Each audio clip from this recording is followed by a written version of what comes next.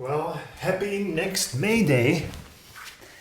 Happy next May Day. We are here for a quick, efficient conversation today. After a long... May Day? That sounds like May Day. Like, it does. Like... I don't know what... Oh, we are filming right now for tomorrow.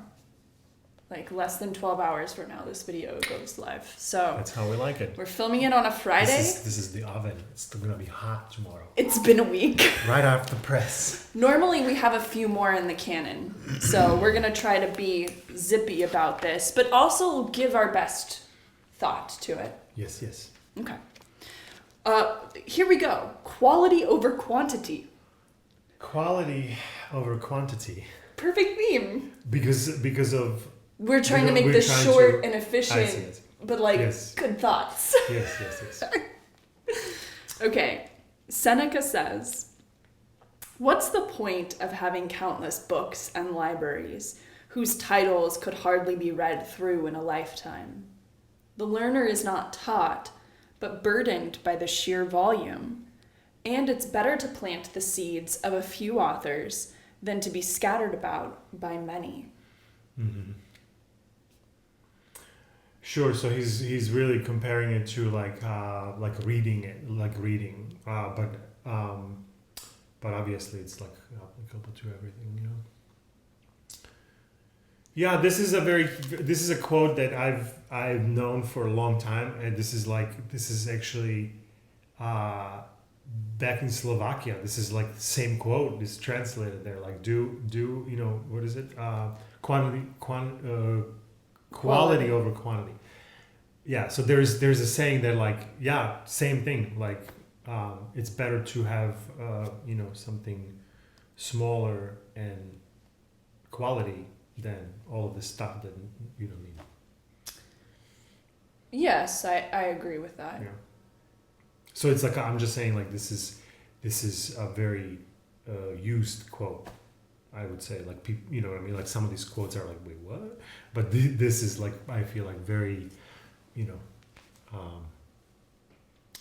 fortune cookie like. Common. Yeah. Thank you. Common. Yes. Yeah. Quality. Quality. Yeah. Quality over. And so then the task becomes about sharpening my attunement to quality. So figuring out what really is the best of the best. That's interesting because then that makes me think of like we're trying to do a lot all the time, like busy work, right?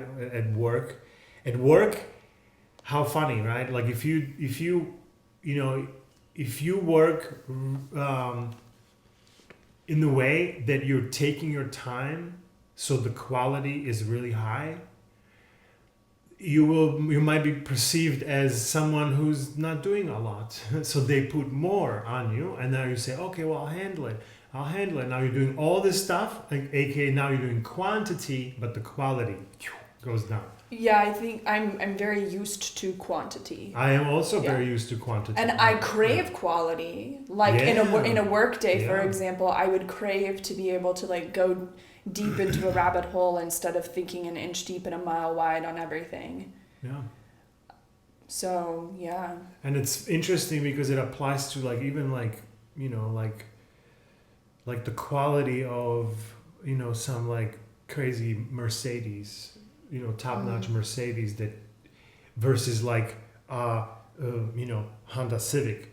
Like not to put Honda Civic down, but like it takes a lot longer to come up with Bentley and put it together because they're very meticulous about every little single thing, and so because their quality is their number one goal. But Honda's Civic line, it's affordability is its affordability. Like they would not say like no, we're not chipping on the quality. Well, yeah, but compared to a Bentley, you are, right? So because they're playing the quantity. They're playing the quantity. They're playing game, like I want to sell to the common person. Yep. And there's many more of them than the Bentley buyer. And they call it affordability. Yeah. Yeah. But so And so it's interesting because is it in that scenario, is that a bad thing? Maybe no. It's just it's maybe this is maybe about more about like us. Yeah, like where yeah. I put my energy and where I put my Yeah, focus. yeah. Because I think it also manifests in when I want to kind of move on to the next thing already. Mm-hmm. There's a tendency there to not do the extra quality check and the extra quality check. Or even if I think about the agencies that I've worked at, the QA part of the whole thing is always the part that like gets pulled out if there's a crisis, if there's a fire, it's like the first thing to go. The first thing to go, or even you get there and there's no fire and you're like, let's skip. Yes, where is the quality check? Yes, sometimes it's not even there to begin with. Yeah. So yeah, it's that it's interesting to think about it like that, and for me personally, that's funny. Is like letting myself stay with the gooiness of a thing for a long enough period that I get more quality stuff out of it. That's cool, because there's also a quality standard, right? And I think that's kind of also somehow in there, like you do the QA, but you don't do it to the highest standard. You do it to the point where you're satisfied that you checked it, that it is that thing that you created, right? And so that's kind of like, that just kind of came up like as far as like QA, like the quality assurance or a quality check, right? Like a QC kind of a thing. Like how strange that we come across QA like every day or something, but in like, what do we actually do during that time? Like, well, no, they're just checking to make sure it works, but that's actually the checking the quality of that, and the quality equals to, when it works it's quality, and when it doesn't it's not necessarily quantity, but it's that's just maybe a different way of using quality or something. It's not maybe not compared to quantity in that concept. Well, it's defining it, what it is in different contexts. Okay, cool. Nice. All right, you ready to move on to Ryan? Yes, let's do it. Okay, Ryan says, there is no prize for having read the most books before you die. Even if you were the most dedicated reader in the world, a book a day even, your collection would probably never be bigger than a small branch library. You'll never even come close to matching what's stored in the servers at Google Books or keep up with the hundreds of thousands of new titles published on Amazon each year. What if, when it came to your reading and learning, you prioritized quality over quantity? What if you read the few great books deeply instead of briefly skimming all the new books? Your shelves might be emptier, but your brain and your life would be fuller. Yeah, that's cool. I mean, as far as books, like, yeah, that's right. I could not read a book that's not already. I don't have some understanding of what I'm about to go through, right? Like, you know what I mean? Like, I'm not a reader who would do like, every new book I'm gonna read it. Like, I am very picky of what I read. Yeah. Because I feel like I don't want to waste my time with something that is actually maybe not going to be useful, or it's going to actually mislead me in some way, right? So Outlive. Okay, I will read that book, right? Atomic Habits. I will read that book. This guy. Yeah, these are kind of the books that I'm interested in, and it's I'm looking at Tim Ferriss's book, The Chef, The 4-Hour Chef. So those kind of books, in my opinion, those are very carefully picked from really your recommendations, because you read a lot more. And so you're like, hey, you read 3 books, and you're like, you should definitely read that one. I know, I give you the cream of the crop. You give me the cream of the crop. And then where else do we get titles from? Well, podcasts, a lot of podcasts, right? Or read another mentions in books. referencing other or books. A lot of times I have an idea of something I want to learn more deeply, and I'll get on a train of thought for whatever reason, if it's maybe related to yoga or maybe it's related to just some problem I'm having in my life. And then I'll go and I'll research, like, well, are there books on this? What are they? What's their main game? Like, who's writing them? Do I know the author? And I'll kind of go through this. And then at some point, I'll just take a chance and I'll say, okay, like, I'm going to do a book haul. I'm going to get all of this. And there's stuff on my shelf that I'll probably never read because I got it, I thumbed through it, I looked through it, and I was like, oh, I don't think this is exactly what I thought it was, you know?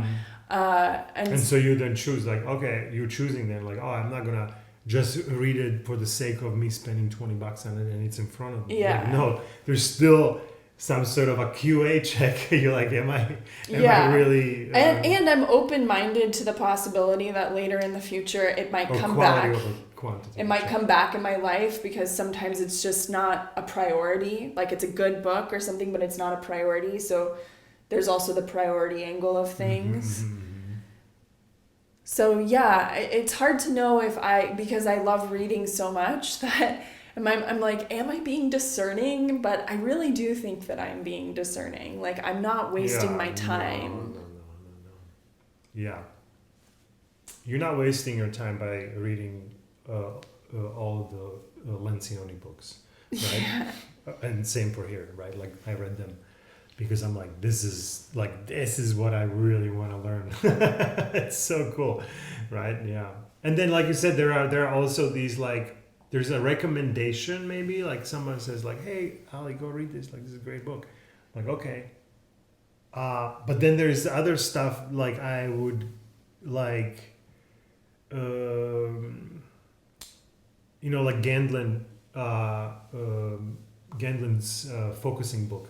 Like, that was more of like, I saw videos and I first listened to his, some of those talks and stuff. And then I go like, hey, did this guy wrote some? And then I go, oh, he wrote all these, all these little books there's like 22 of them in the circulation, but they're amazing.